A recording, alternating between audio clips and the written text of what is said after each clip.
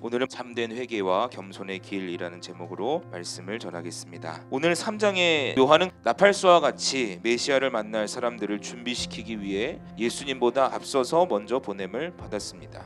그가 전했던 말씀은 이사야가 예언했던 말씀대로 회개의 선포입니다. 회개하라, 천국이 가까이 왔느니라. 하나님의 나라는 예수님을 통해 다가오고 있었습니다. 요한은 본격적인 예수님의 사역, 그 공생애에 앞서서 백성들에게 죄를 회개하도록 일깨우며 세례를 베풀었습니다. 요한이 그들을 향해서 회개하라고, 또 8절에서는 속히 회개하고 합당한 열매를 맺으라고, 10절에서는 좋은 열매를 맺지 않는 나무마다 찍혀 불에 던져지리라고 외쳤던 겁니다. 회개가 사전적인 의미는 마음과 생각을 바꾸는 것입니다. 그런데 요한이 말한 예수님이 말씀하시는 회개의 의미는 더 깊습니다. 죄에서 멀어지는 것은 물론이요, 그 삶의 방향을 하나님께로 바꾸는 것을 의미합니다. 죄를 회개했다 하면서 아무런 변화가 없다면, 그 죄를 스스럼 없이 반복한다면 진정한 회개라고 말할 수 없습니다. 오늘 이 세례 요한의 외침 회개하라라는 말씀은 유대인들만을 향한 선포가 아닙니다. 우리를 향한 말씀인 줄로 믿습니다. 하나님의 말씀이 증거되는 자리에 나의 만족을 위해,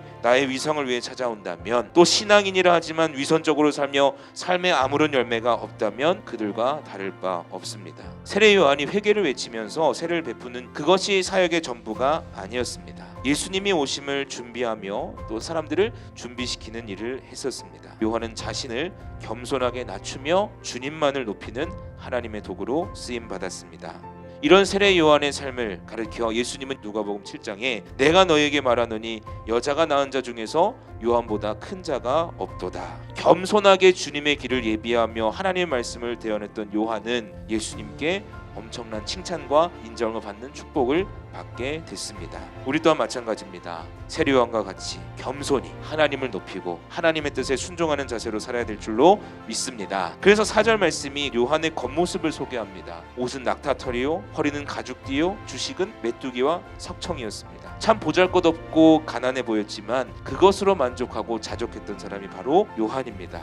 그는 세상의 의식주에 관심을 갖지 않았고 그저 하나님께 집중하고 하나님께서 주신 사명에 집중하며 가난하고 겸손한 구도자의 삶을 살았습니다. 하나님의 일이라면 다른 것이 눈에 들어오지를 않았습니다. 이것이 바로 우리 그리스도인들이 본받아야 될 삶의 모습입니다. 예수님께서 다른 사람들과 같이 세례를 받기 위해 다가오셨습니다. 예수님은 요한에게 세례를 받아야 하나님의 목적이 성취되는 것이라고 말씀하셨고 요한은 그렇게 행했습니다. 이때의 광경을 16절 17절에서 소개하고 있는데, 이 말씀을 헬라어 원문으로 보면 한국어 성경에는 생략된 단어가 있습니다. 이두라는 감탄사입니다. 보라, 볼지어다라고 해석되는 감탄사인데, 마태가 바로 이 사건의 중요성을 강조하기 위해서 이 16절 17절마다 앞에 이두를 붙였습니다.